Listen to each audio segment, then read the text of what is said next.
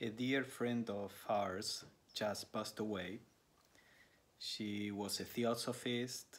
She was a person dedicated to service, to the spiritual life, and her presence will be missed, both at the level of our feelings as well as the level of the work that she was doing.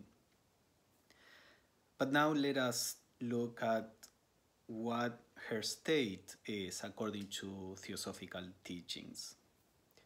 Is she now free from the turmoil that we are going through in the world, from all the unrest, the unhappiness, the suffering, the anger? Is she now finally free to lead a more spiritual existence? In the theosophical teachings, the idea is that when the body dies, consciousness awakens on the astral plane, which is the next plane above, in quotation marks, the physical plane. Now, we know that the astral plane is connected to the physical. All our emotions, good and bad, positive and negative, they all go to the astral plane.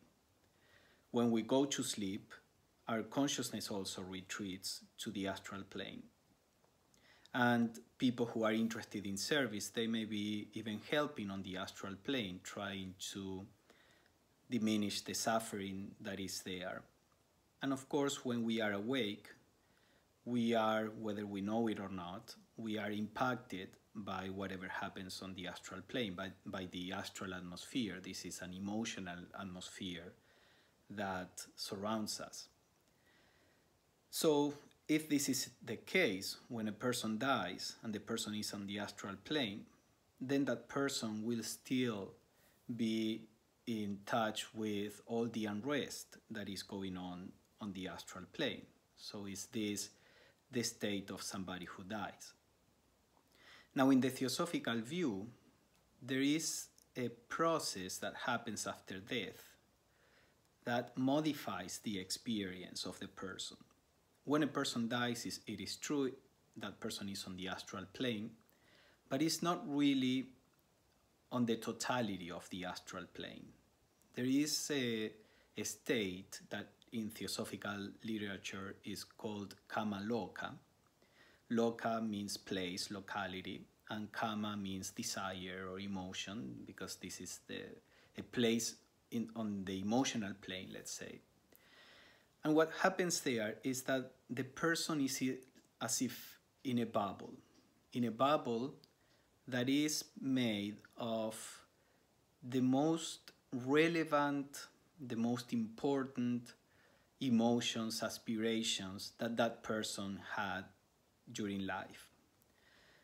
The astral plane is divided in subplanes, and the way that we perceive on the astral plane, the different subplanes, is by means of the astral matter that we have incorporated in our astral body as we went through life.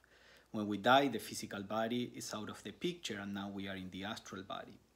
If our astral body has a lot of matter, emotional tendencies, emotional attachments that have to do with lower emotions, with negative emotions, that has to do with attachment to physical sensations, then we are on the lower subplanes of the astral plane.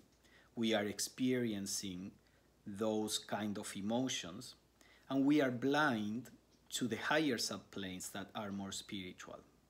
On the contrary, if during our physical life our main interest was related to spirituality, to helping people, to growing and maturing as a soul, then when we die, we are on the astral plane, but on the higher subplanes, and we are blind to the lower subplanes.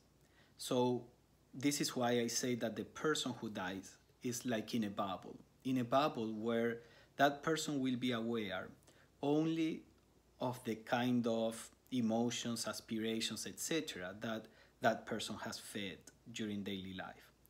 So a person like our friend is going to be in a beautiful bubble, in a place where only the positive emotions exist, in a place where only spiritual aspirations exist.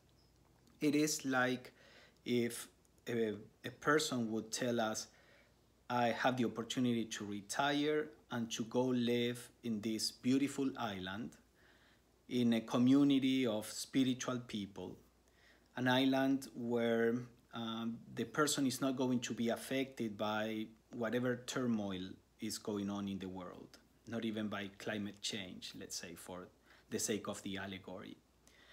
And not only that, but the people who are in this island are unaware that there is turmoil around the world. They think that, for all they know, the whole world is like this. And we can go to the island and visit these people. When our body's asleep, we are on the astral plane and we can communicate with people who have left the physical plane. And it's like if we were going to this island.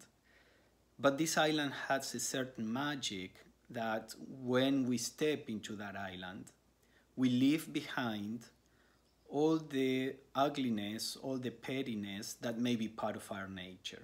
In this island, it's like we are transformed to be the best that we can be. We are not going to be better than what we have built ourselves to be, but we will relate to people on this island to the best of what we are. It's like there is a magic atmosphere there. Everything is so beautiful and happy that when we go there, we just forget about the pettiness, etc.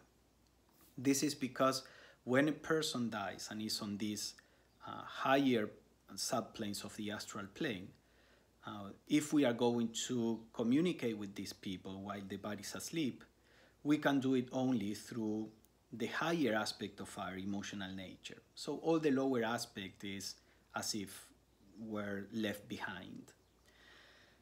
So in this island that is on the astral plane, these people can still do beneficial things for humanity because they have the possibility of continuing to pursue spiritual aspirations, the encouragement of spiritual emotions, and all those things are emanated to the astral plane. All those things are received by people who love them.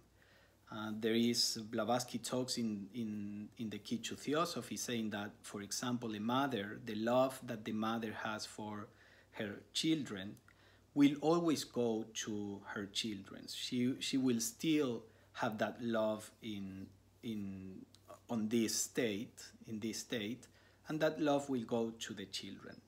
Now, the astral plane is a transitional state.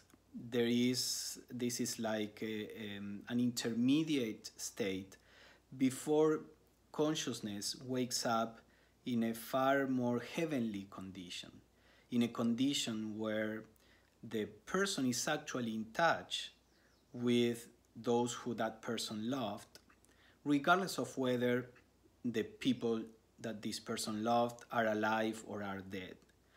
Because on this plane, on this heavenly plane, the person is in touch with the souls of people and can relate from soul to soul and can have a relationship that is more real than the relationship we have here between bodies, which are obscuring our true self, that is the soul. So once consciousness goes beyond the astral plane into this heavenly plane, then the bliss is even more complete. Then the connection to people is even deeper.